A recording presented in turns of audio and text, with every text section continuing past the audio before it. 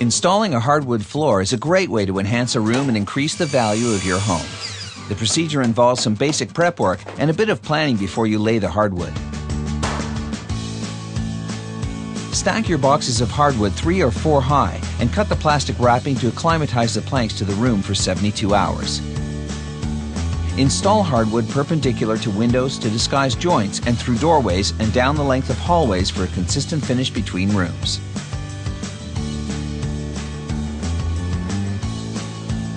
Remove the baseboards around the perimeter of the room with a pry bar. Be careful not to damage the boards if you plan to reinstall them.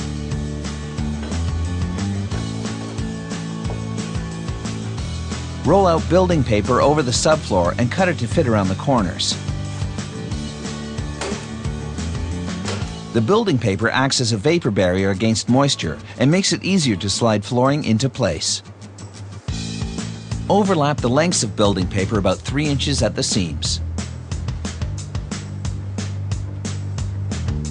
Staple it every 8 to 10 inches.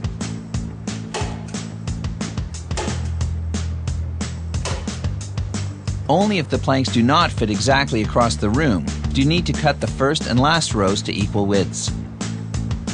If they fit perfectly, you're in luck. Use the marks you made on the building paper to snap a straight chalk line.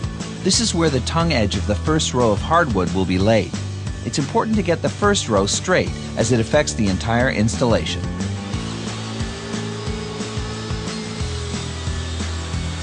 Use a table saw with a sharp rip blade to cut the first row of hardwood. Use a rafter angle to guide the planks through the saw to protect your hand. You'll lay the hardwood with the tongue edge facing into the room, so don't cut the tongues off the length of the plank.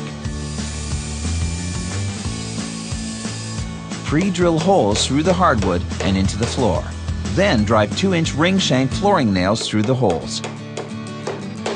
Place shims in the gap between the first row of hardwood and the wall. Hardwood will tend to expand on warm days, so allow for a 1/2-inch expansion gap around the perimeter of the room. The baseboards will cover the gap. Then, drive flooring nails through the tongues of the hardwood. Use a nail punch to set the heads flush with the hardwood surface.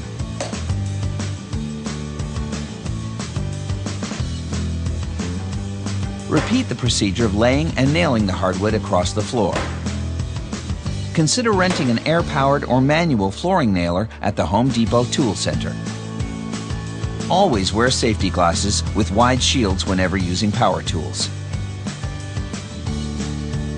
Position the nailer on the tongue edge of the board and strike the plunger head with a mallet.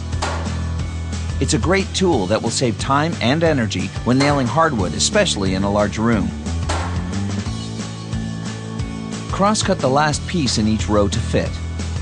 Turn the board around and mark the length of the cut you'll need for this row, so that your cut end will be against the wall.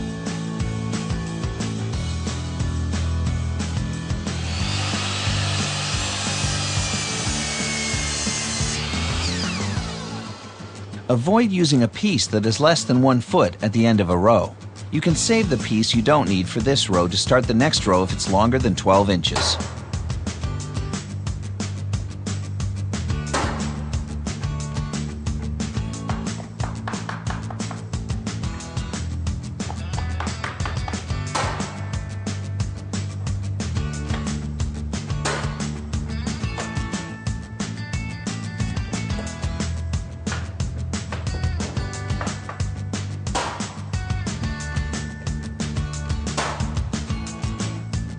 The last few rows of hardwood are often the toughest to place in the tight space up to the wall. Since the flooring nailer won't fit, use a nail gun or drill pilot holes and use a hammer to nail the last few rows of hardwood in place.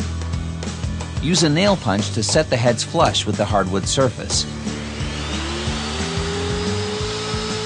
Measure and cut the final row of hardwood and remember to allow for an expansion gap.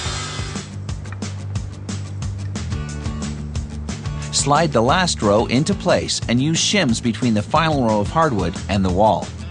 Tighten the gap between the final 2 rows with a pry bar pressed against the shims to protect the wall.